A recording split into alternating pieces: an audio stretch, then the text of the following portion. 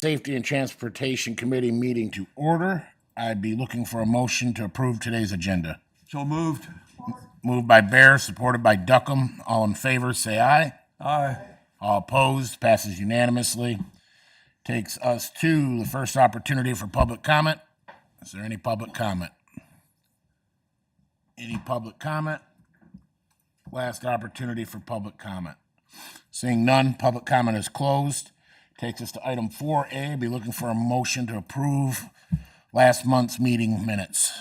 Moved by Duckham, supported by Bear. Is there any additions, deletions? Seeing none, all in favor say aye. Aye. All opposed, passes unanimously. That'll take us to item B, the animal shelter. And Lydia is here. Good morning. Good morning. Hello. Hi. So as you've all seen from our quarterly reports, that the animal shelter has seen consistent growth year over year, and not just in the number of animals coming in, but our volunteer base as well as our community support. Part of that community support has been financial, such as bequests, and we have an opportunity to invest in a parcel of land that is adjoining to our current shelter property. And that piece of property right there is 1.83 acres. And I think that this would be a good investment, not only for the growth of the shelter, but as a place that the animals and the people of our community could enjoy for generations to come. And I think that'd be a good use of our dollars paid for by the people that the people can use as well, using our donations. So I would ask for support and a request to approve the purchase of this land for $15,000. Just to clarify, since you're on public record, because you said the money of the people, it's not taxpayer money, it's donations, correct? Correct. The people that support the shelter that donated the money to go towards the animals. Thank you. I just wanted that on the record. I would add too that you see that's a flag lot, traditional flag lot. Once we adjoin that back piece to our property, we don't need that the pole of the flag. We could probably split and sell that to one of the other neighbors on either side for their property. Because right now he can't sell it that way because he has to have road access, but we would have it through our property. So we could possibly do that. Commissioner Bear. Thank you. Good morning. Good morning. Looking at the map that you provided, there's a neighbor that's going to be having shelter property to the east of them, to the north of them, and to the west of them. They're going to be pretty much surrounded. Have you spoken with this neighbor? Who are they, and do they have any problem with this? No, I haven't spoke with any of the neighbors. There's a Dollar General to the east. The property to And the the east north. of the shelter is the Dollar General? That's a vacant piece of property. It's industrial. It used to be the old Fry Crisp property, I think, right there. Yep, that is empty currently. It's not used. And It's then been vacant for years. it has. And then everyone to the north, we already are good neighbors with them. All right, so we shouldn't have any complaints from a neighbor then? Thank you. You're welcome.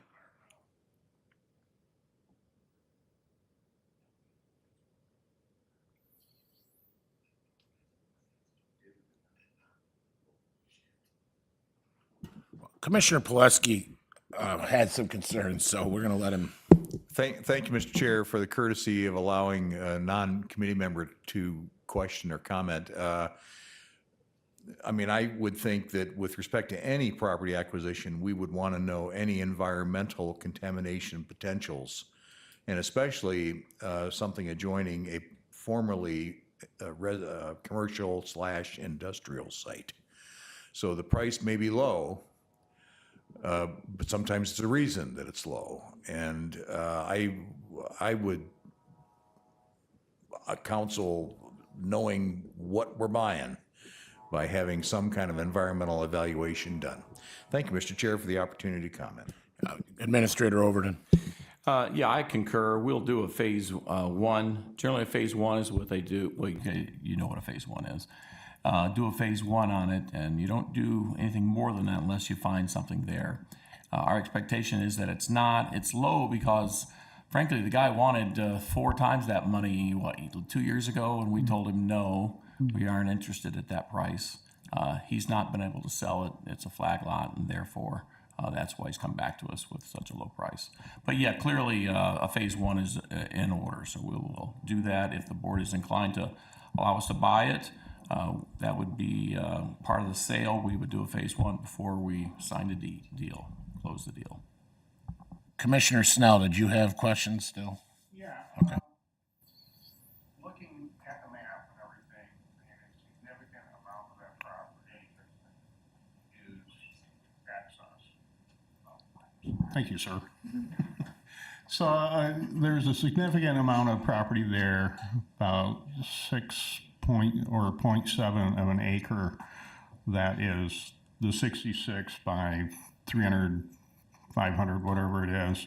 And then I also saw there's quite a bit of consumer's power line going through that, and I wondered what the easement would be and what restrictions would be on that.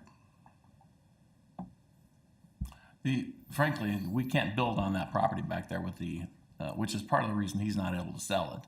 Back there with the power lines and so forth, all we plan to do is walk our dogs, volunteers. You can do that. Thank you. Commissioner Duckham.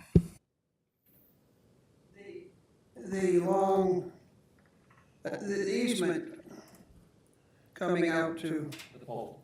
pole, Pole of the flag.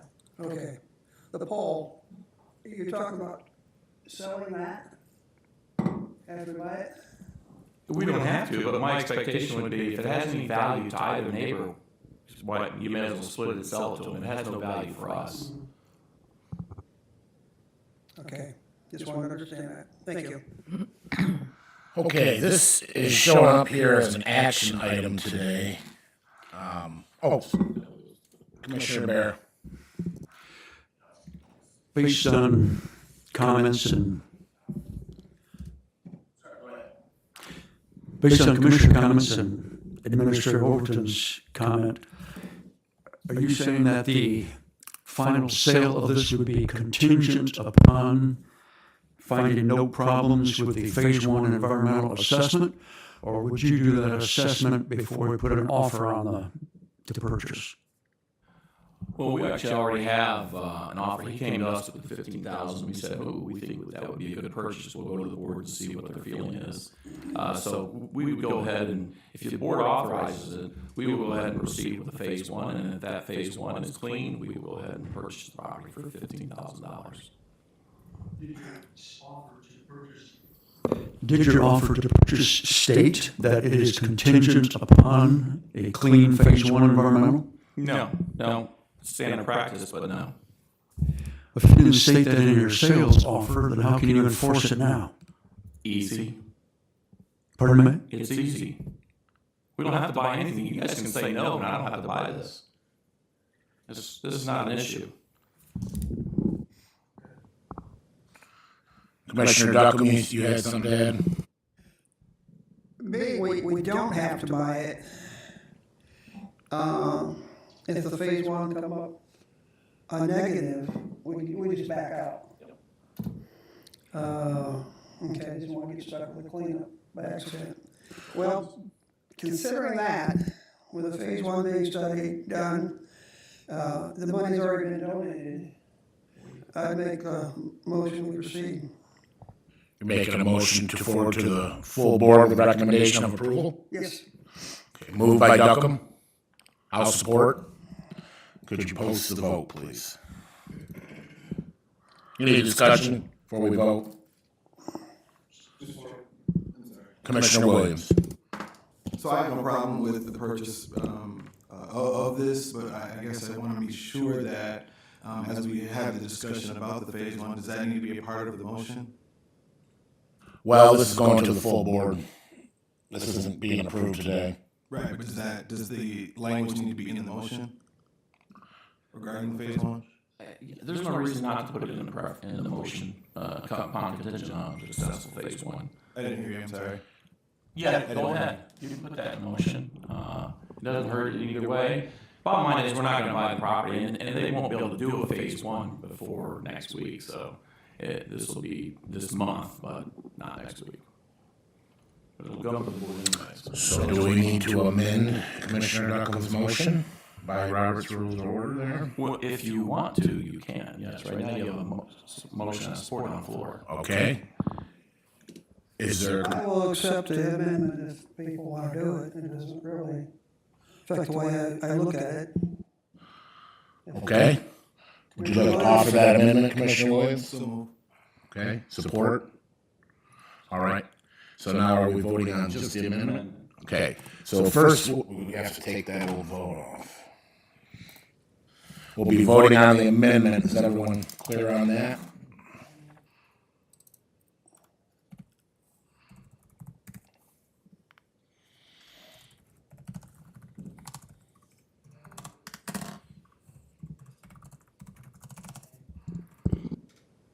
Just confirming, we're using the original motion to approve the purchase of 1.83 acres of land parcel address 3300 Spring Arbor Road for $15,000 upon passing of phase one testing. yes.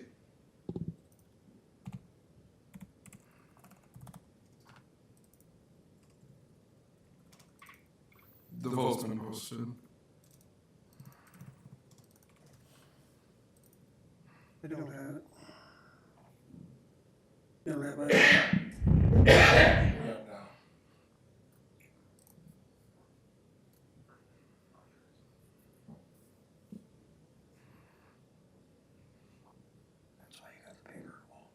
Passes unanimous. Okay, we had a motion on the floor already for the original, and ask you to post the vote.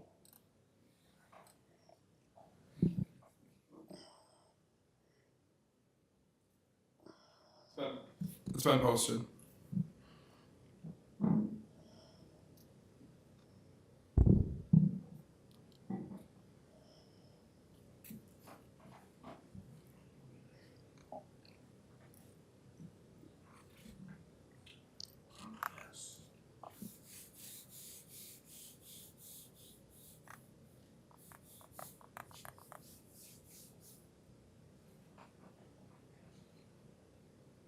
Is it popping up down there? You ask him. Tony?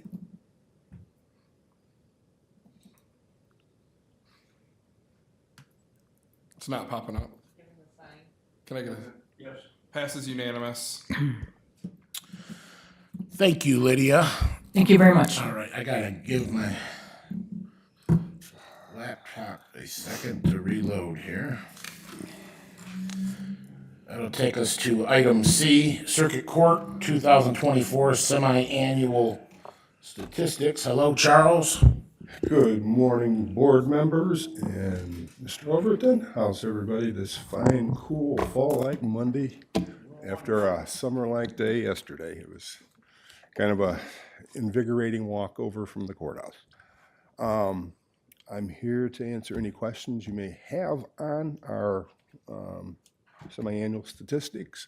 A couple things I wanted to mention that are semi-related, but as of October 1st, all of the new juvenile laws have gone into effect, and one of the things that does to the courts is we can no longer charge fines and costs to juveniles.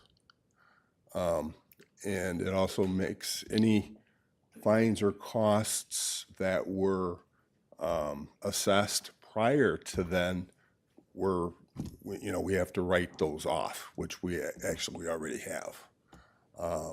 So we can only charge restitution and then the state mandated cost that the state makes us do. But all the other juvenile laws, changing the juvenile systems and how we have to process cases and assessments is in full effect now, which adds a whole bunch of work to the side. But I just wanted to generally mention that to the members since we are past October 1st. Question. Yes, sir. Hi, Commissioner Duckham. This This write-off, like over the last 5 years, how much does that account for? A lot of it, I mean, would go back. We didn't collect much on juvenile cases because you're going after people who, a lot of them have abuse and neglect cases, and it would have been, the whole amount probably was about 50,000, but some of that was more than 10 years old. I got a former employee that owes me $4,000 for damage to my trucks, and he was asked to do restitution. Well, restitution is still on the books. None of that was written Yeah, but off. the court waited till he died now, so 5 years ago he died. I'm not getting the money, but just trying to make a point. Restitution's supposed to be repaid to the victim. And somebody let me down at the courthouse. Just a statement. Thank you. Any other committee member questions? If not, I'd be looking for a motion to receive the report. So moved. Moved by Walls, supported by Williams. Any discussion? If not, all in favor, say aye. Aye. All opposed, passes unanimously. Thanks, Charles. Have a good day. Takes us to item D, District Court Mental Health Court Grant. And Miss Jeremy is here. Good morning, along with the judge. Good morning, Commissioners. Most of you met Judge Jakey. He is the presiding judge of, hopefully, mental health court that we anticipate to be able to work on. He is going to address a couple things about that, and then I'll go over the proposal. Thank you. Good morning, Commissioners. Again, I'm Judge Robert Jakey, and I was looking at the 2023 report from the Michigan Supreme Court about mental health treatment courts across our state, and a few statistics in that report I found quite remarkable, and I think that we can do better than that here in Michigan, or here in Jackson County. I wanted to tell you the first thing that really struck me out, standing out, is that the unemployment rate of people coming into the mental health treatment courts in 2023 across the board was 51%. And that was both in the district court population as well as the circuit court population. If you authorize a grant, our court would accept both circuit and district court folks. The outcome from the mental health graduates last year resulted in the unemployment rate being at 6%. So we had 51% coming in and 6% coming out. One of the mandates of the program is to focus on getting people employed. What is not surprising from that is also reported in that report is a 99% subjective report, as it is, of quality of life of all the people that are in the mental health treatment programs. And I just wanted to tell you one last thing is the result of that, and the recidivism rate is also remarkable in that it is about cut in half. And that's primarily even more, was from 49% down to 27% in the circuit court population. And that's over a period of 5 years. Folks that graduate from this program, about half of them don't re-enter the justice system. And I think that's pretty remarkable. It's an opportunity for us. We've had this program in Jackson County for quite a few years before my time, and I'd like to get it started. It looks like the state's giving us the money. There's no request for money for it from us, for you, for the county, and I'm asking that you approve us moving forward with that grant. If there's any questions. Committee members, any questions? I have one. That's a impressive statistics as far as reducing the unemployment rate. One question I would have, as something I experienced in the private sector, often hiring people, maybe not necessarily out of this program, but something similar where they're required to gain employment to make it through some type of program. What we often experience is within a week or two, maybe a month, once they get their paperwork filled out, you no longer see that person again. And so my question is there follow-up on that? yes, that's great, they got a job, but do they maintain that employment, say, 3 months down the road, 6 months down the road? Is anyone checking into that? Is there any system in place? Yeah, I don't know, but I'll tell you this. It appears as though most folks are in the program for about 18 months up to 24 months. And so that's going to be a constant supervision of these folks. And that's one of the goals, is to get people employed. Okay, So, you know, I mean, all we can do is try to introduce people into a different way of life, if you will, Commissioner. yeah, I totally agree with it. And I think, you know, the bottom line is, I would like to think that once people do get a job, once that folks do get their mental health crises and their problems under control, that affects positively not just them, but also their family, the people around them they love, and they want to stay in that. And that's what the goal is. And so, you know, as far as people graduating through the program and getting out, I don't know what those statistics are. I just hope that they would continue moving forward. In my experience, Yeah, I do from my too. private life. I guess prior to being a specific judge. to your program, since you said it's 18 months, correct? Right. Let's say they get a job in month 3. Is there any follow-up to make sure that they keep that job all the way through? Yes. Yep, Okay. There'll be a probation officer and a case manager that is working the team weekly or bi-weekly, depending on the needs of the defendant. Will be meeting, and those are going to be some of the components. It's going to be an item of probation Okay. as a condition, and so there's definitely one of the things of a specialty court. The purpose of this is there's a lot more involvement from different organizations and services to help develop that foundation for the defendant. And with that also comes a lot more accountability. Okay, thank you. Commissioner Duckham, and then we'll go to Commissioner Bear. I don't understand necessarily what the mental court's gonna do. I mean, I think I do, but how can we do all this with $49,000? So this is a planning grant. So this is working on developing the stakeholders. We had a lot of the stakeholders previously. So it's reconnecting with those stakeholders. We already have had several conversations with Lifeways, who is going to be a large partner with us in this endeavor. They are really excited to be part of this.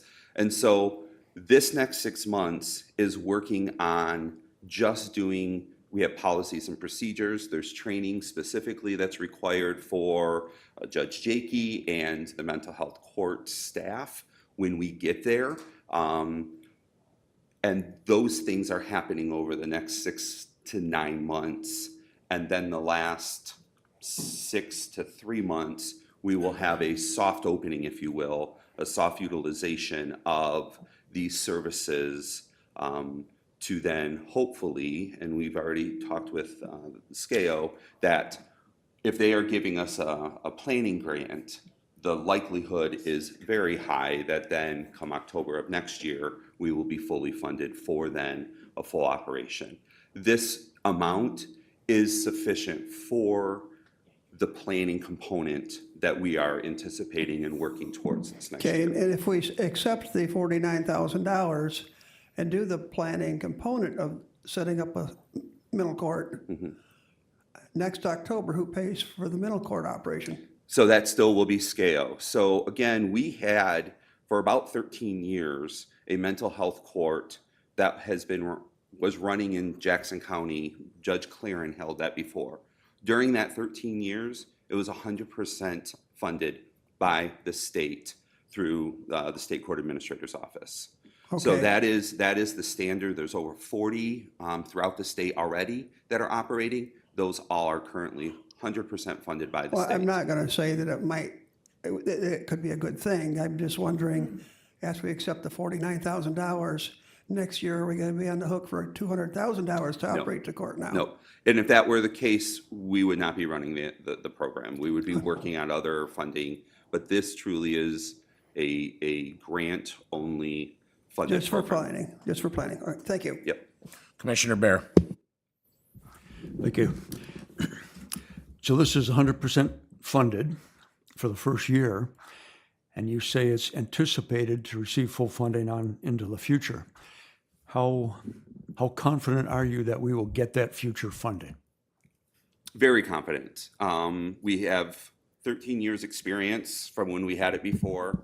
We have 40 other courts in the state that are already running a mental health court that have been fully funded.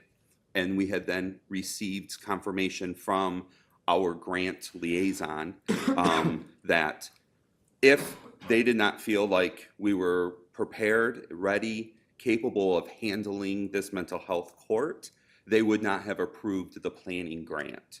And so because they have approved the planning grant, there is high likelihood, of course, you never can say 100%, but as close as you could, that we would then be, unless we don't mess it up this year, which will not happen, we will get that funding to then fully implement a mental health court for October 1 of 2025. Mr. Chair, if there's no further question, I'll offer a motion to accept. Okay, it's an action item. So move. Motion on the floor, is there support? I'll support that. Supported, motion by Williams, supported by Duckham. If you please post the vote. Is there any discussion before we vote? All right, please post the vote. It's been posted.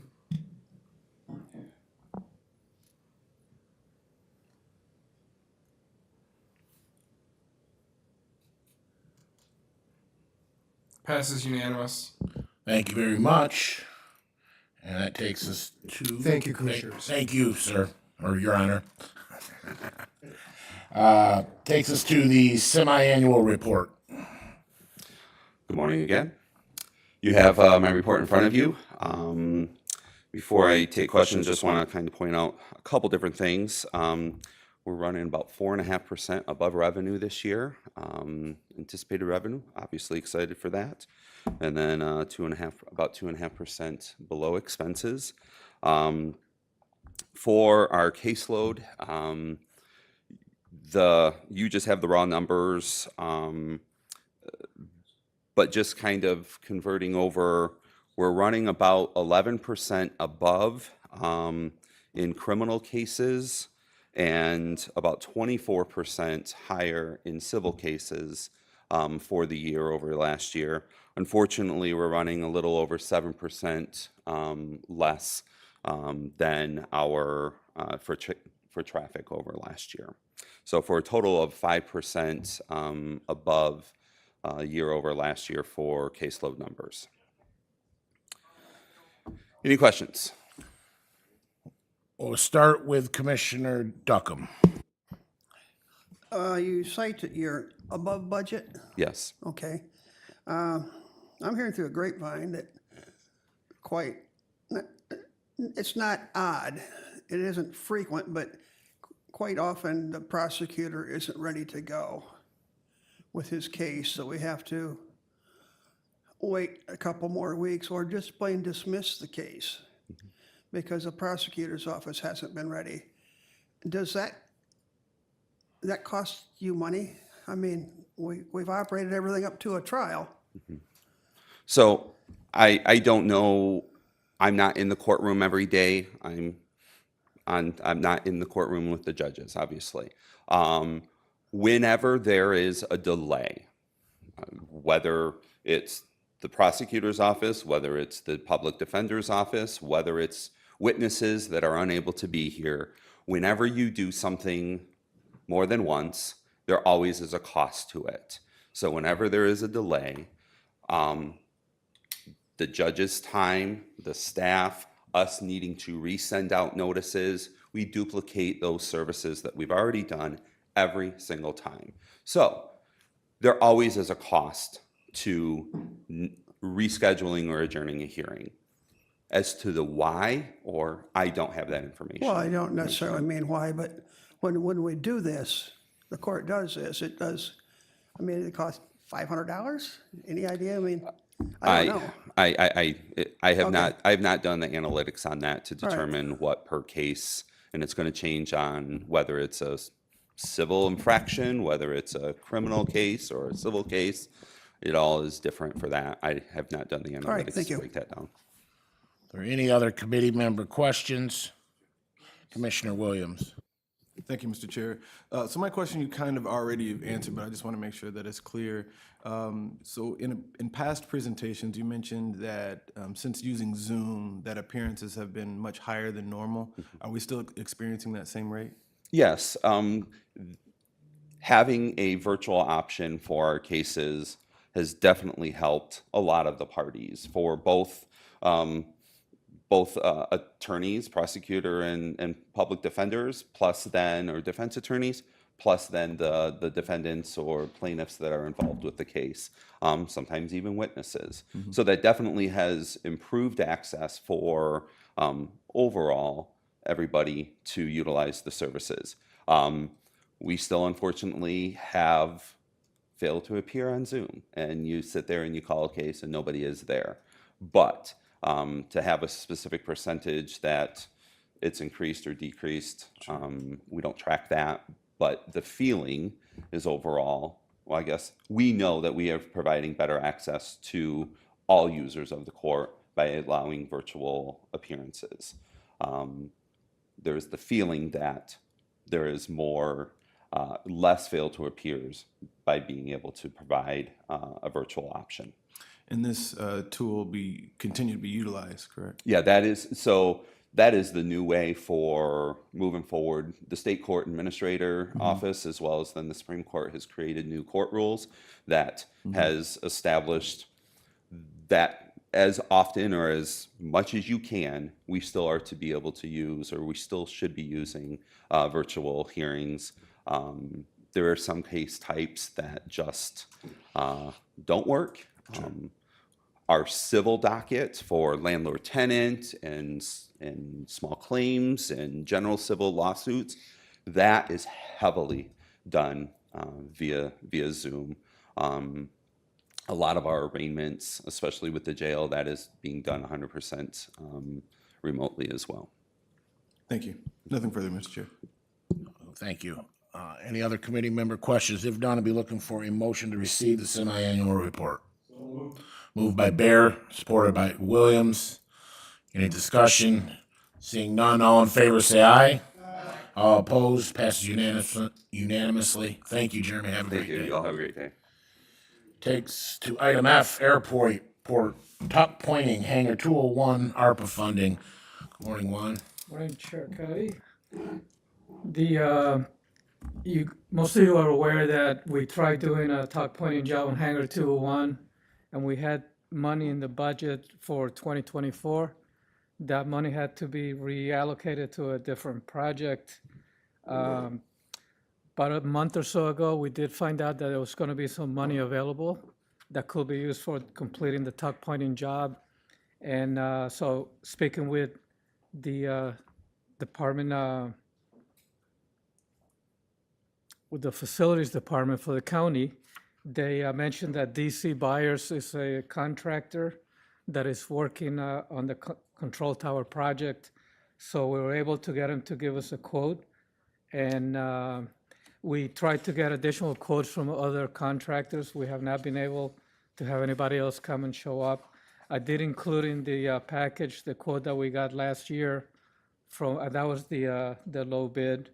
And that was over the amount that's been quoted by DC Byers for the doing the job. So I'd like to request that the county commission approve doing this project. This is with ARPA funds.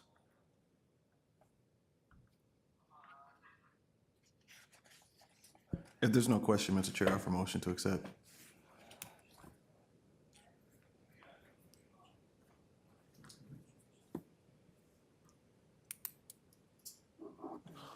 I'm sorry. I was No, it's all right.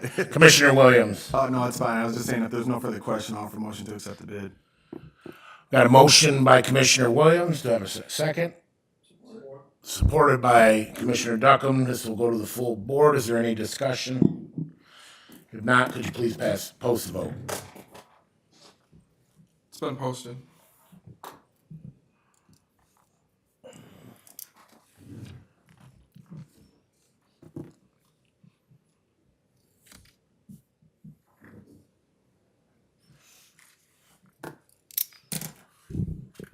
Commissioner Walls stepped out. Oh, well, at least that's okay. Okay. Passes. Thank you. Takes us to item G, water main and storm drain construction engineering services, also ARPA funding. Okay, thank you. Just about every single job that is done at the airport, we hire a consultant that specializes in airport projects. In this particular instance, since it is an ARPA project, we went out and we hired a consultant to design and put out the bids for doing the airport water main and storm drain updates to the airport. Part of the project did not include the construction oversight. Obviously, when the project was bidded out and the construction was getting ready to start, the contractor came to us and said, who's going to be overseeing the project? We need some staking done and some permits acquired. And that's when we basically found out that there was no construction oversight. We did have a quote from ENG, the company that did the engineering and bidding on the project, and their quote to do the construction oversight was $84,350. We contacted a local engineering company, and they gave us a quote roughly of around $27,000 to do the same job. And this is from Rifster and Scheppelman. We went ahead and, since the construction was ready to begin, we hired them without having the funding approved by the county for this particular project. Since we hire Rifster and Scheppelman, they have saved us nearly $45,000 in this particular project. So what I'm asking for today is that we approve an amount not to exceed $27,627.75. And this amount was the amount that, talking with Jack Rifstra, he basically says the September bill is for $19,777.75. We expect we're going to have about 10 more hours of the project engineer and about 80 some hours of the inspector until the project is completed. So the math comes out to an additional $78,000 or $7,850, and that's where I came with the amount of $27,627.75. So that's what I'm requesting, is that the county commission approve that amount not to exceed, so we can pay for the construction engineering oversight. Committee members, are there any questions? Commissioner Bear. Thank you, Chairman. In your cover letter, under bullet point, current situation, at the beginning of the construction, it was discovered that they did not include the construction engineering services. Well, the construction engineering services are very necessary. So has the construction begun? Yes, sir. We're about 90% completed, and I'll admit that that was a mistake on my part. I should have caught the fact that we did not have construction oversight engineering services as part of the project. But no, so in order to have the construction begin, I needed to make a quick decision, and I made the decision to hire Rifstra and Scheppelman to do the construction oversight. So was the construction, were the construction oversight services provided during the course of this construction? Yes, sir. From the beginning, they did not break soil until. If the funding for those construction services wasn't approved at that time, how did you pay those people for their services? I paid it out of the airport budget. So we took money from other funds that the airport had in order to pay for this construction oversight, basically. Okay, so the appropriate construction oversight was performed.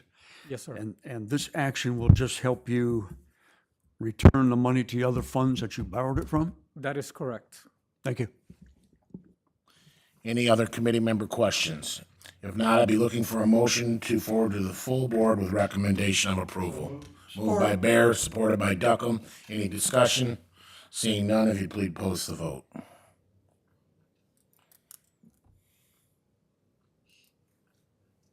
It's been posted.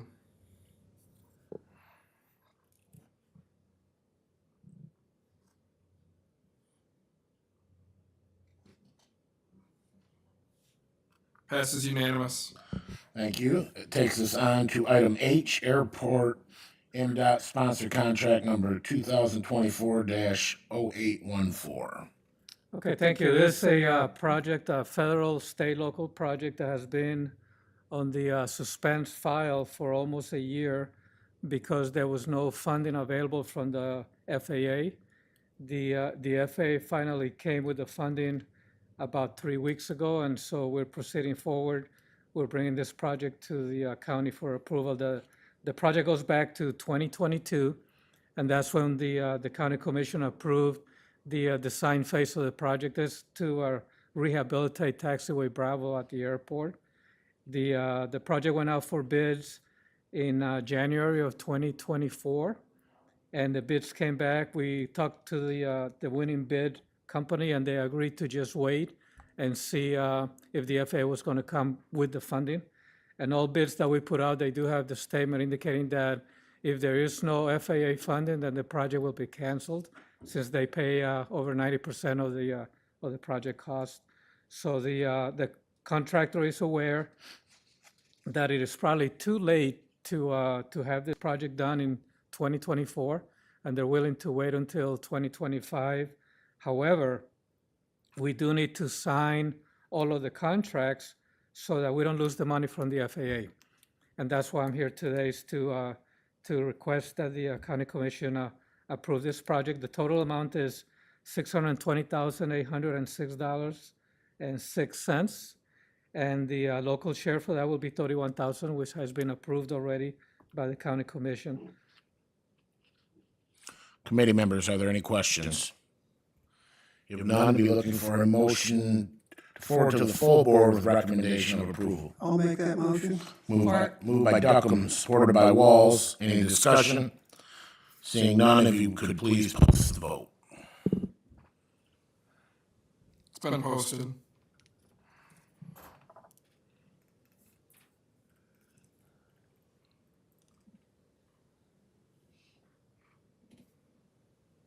Passes unanimous. Thank you. Have a good day, Juan. Thank you. That'll take us to the remainder of our items, all Jackson County Department of Transportation. First one's item I, the 2025 through 2029 TIP project list. Good morning, Angela. Good morning. All right, so this is us adding our additional funding years to our TIP. Charlie and Jim worked with our engineering team to look at all of our federal aid eligible roads that are in the urbanized area, and then looked at the condition of them, and picked the fixes that we could do to spread the money as far as possible for the years to get our roads to a level to get us through the funding crisis that we're approaching to. They've been telling us that in 2 years, our funding will start decreasing. So we've had to take more of a defensive mode with our fixes and try to get as many of our roads done as now, so that we're in a better condition when the funding starts to decrease. So we have a list, we have a map, and all the costs. And I really hope they all add up. We checked it a few times. Committee members, any questions? Commissioner Bear. Maybe I have a question. I don't need to finish reading this. Okay. Reviewing. I can go through the list if you need me to. I was just gonna mention, 2025, you got quite a few coming up. So yeah, the 25s you've seen before, but we had some, well, Sutton Road was going to be a Colton Place recycle when we put it on 4 years ago. But given what I just talked about, we felt it was necessary to do the overlay on it and be able to touch other roads. So basically, we're putting some of the Sutton Road money onto the other projects to be able to do more.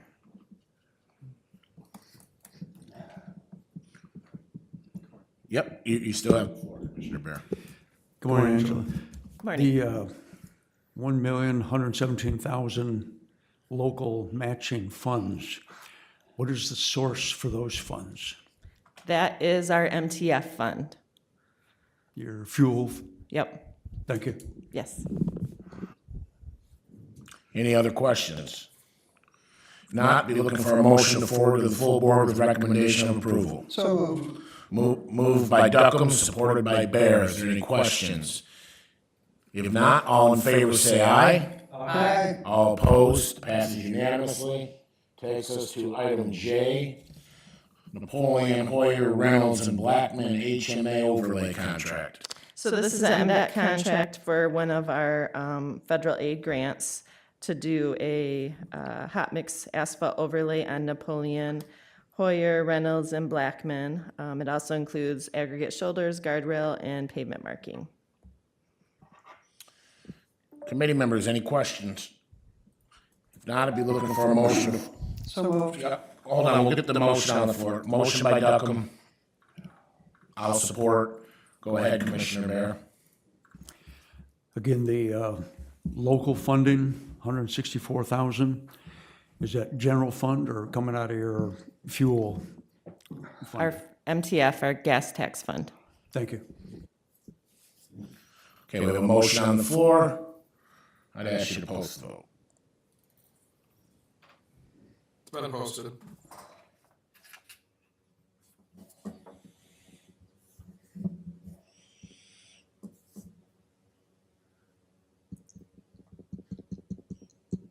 Passes unanimous. Thank you. Takes us to item K, the Wolf Lake Road culvert. So the next two items, Wolf Lake and Raby, are both culverts that failed early this year and have been closed. We were working on Eagle permits to get them replaced. So the Wolf Lake Road one, you see the dimensions there for that aluminum box culvert.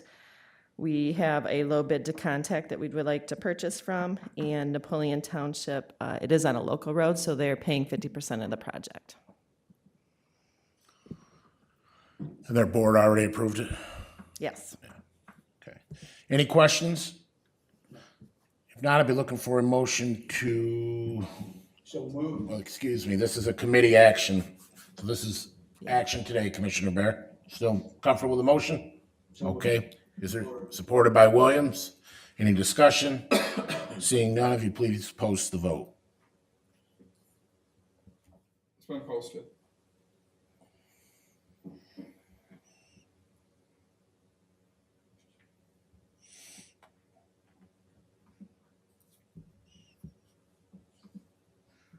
Passes unanimous.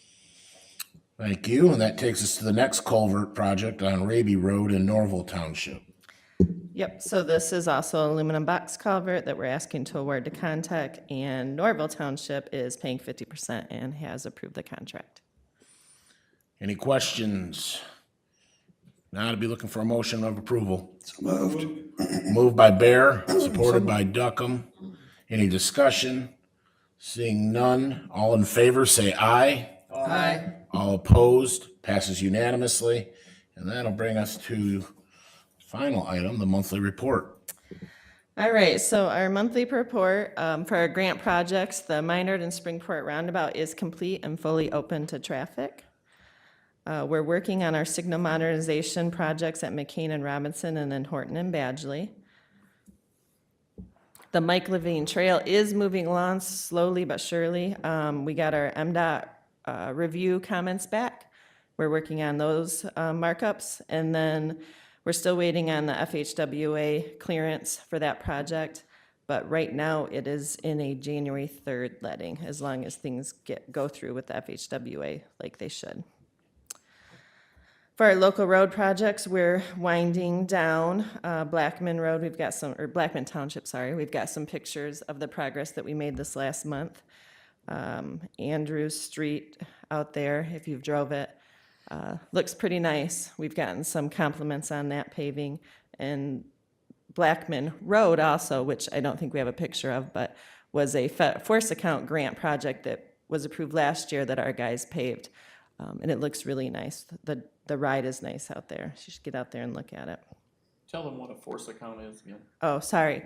So force account is when we're able to use our grant money to do in-house with our crews. So we're being reimbursed by the grant 100%.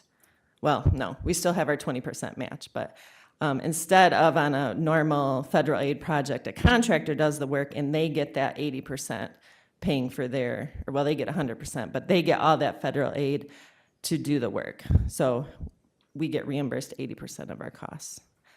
And on the projects that were on the tip, when you see a wedge and chip, typically we're trying to do force account there. So we can do 4 projects a year.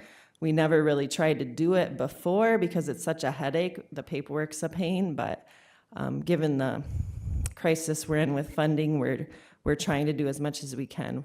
So it helps supplement our gas tax budget.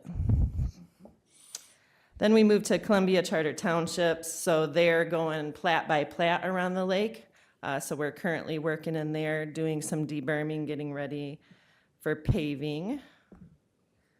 And then the map just shows the location of the SADs that we've worked on with them that they'll be doing. Then Jim has a list of the in progress for the other local road projects that we have out there still to complete or are completed. Looks like A lot of them are. a lot of them are completed. Corey? Chairman Shotwell. Angie, I drove Village of Parma. Was that our work?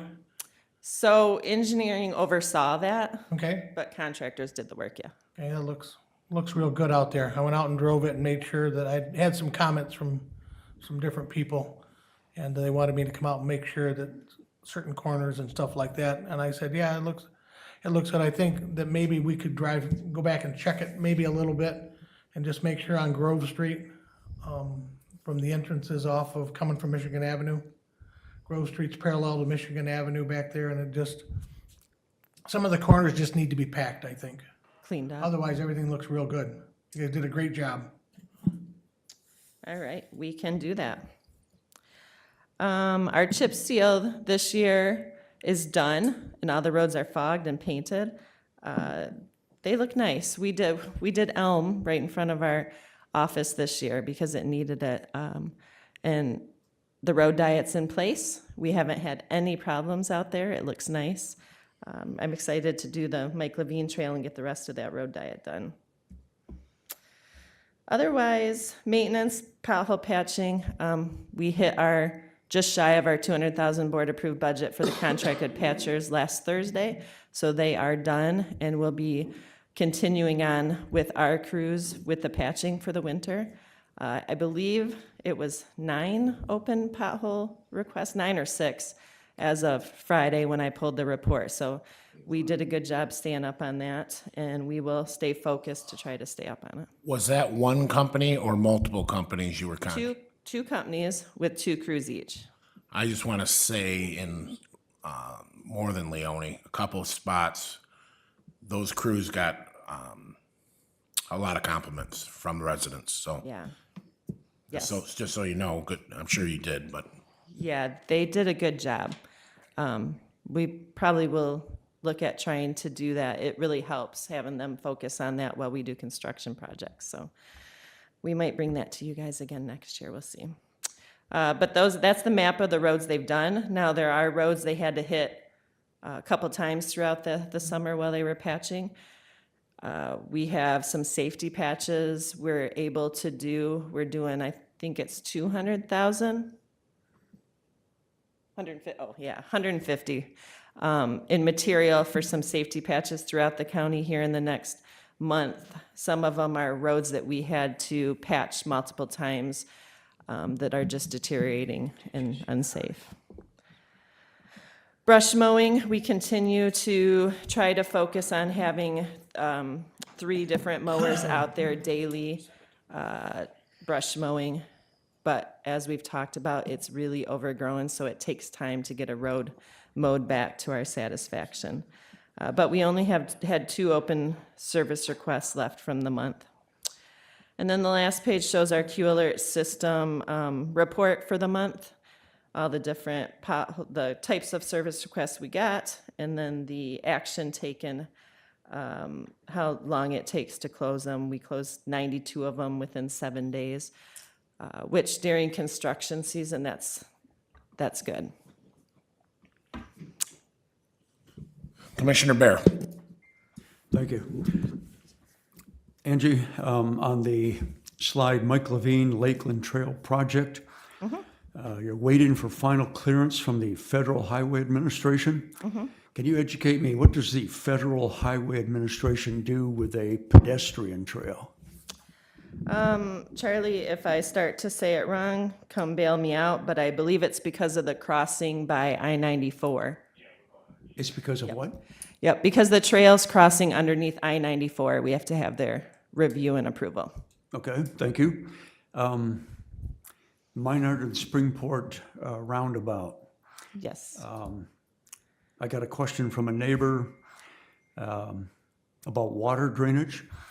Has anybody communicated with you about problems with water? And if so, what have you done about it? I know that there is a water issue that Charlie has been working with Eagle on. Is that the one you're talking about? Yeah, so yes, we're working on it with the resident and Eagle. So you're working on it, it's not resolved yet? We put in a catch basin and then we put an extension off to the river with coordination with Eagle to make sure that we did proper soil erosion control measures. Couldn't hear a word he's saying. Can you have him come up to the mic?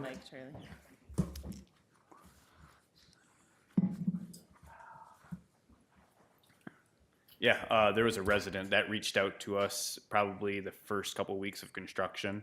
There was concerns about the ditch line out there, so we coordinated with Eagle, and they requested that we put in a catch basin and do some repairs to the storm sewer out there. So we coordinated with Eagle on doing a after-the-fact permit out there, so everything should be squared away now out there.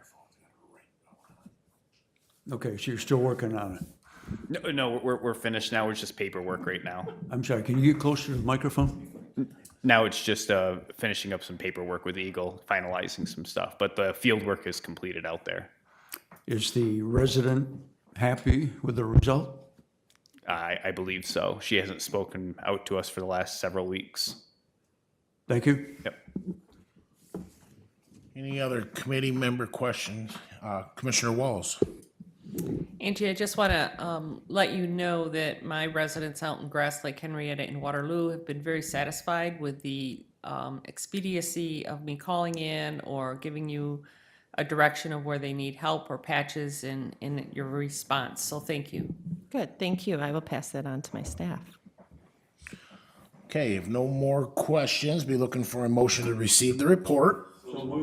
Moved by Williams, supported by Bear. Any comments, questions? If not, all in favor say aye. Aye. All opposed, passed unanimously. Can I talk to you before you leave today? Yeah. Okay, thanks. Thank you. Takes us to item 5A. I'm looking for a motion to pay the claims. So moved. Moved by Duckham, supported by Williams. Any discussion? Seeing none, all in favor say aye. Aye. All opposed, passes unanimously. Takes us to item B, other minutes, of which there are none. Takes us to item C, reporting schedule for next month. We will have the Public Defender quarterly report. We'll have the 911 quarterly report. And Jackson County Department of Transportation will be back for the Q3 financial report. That takes us to our second opportunity for public comment. Is there any public comment? Any public comment? Last opportunity for public comment. Seeing none, public comments closed. Takes us to item 7A, committee member comments. Are there any committee member comments? Seeing none, meeting is adjourned.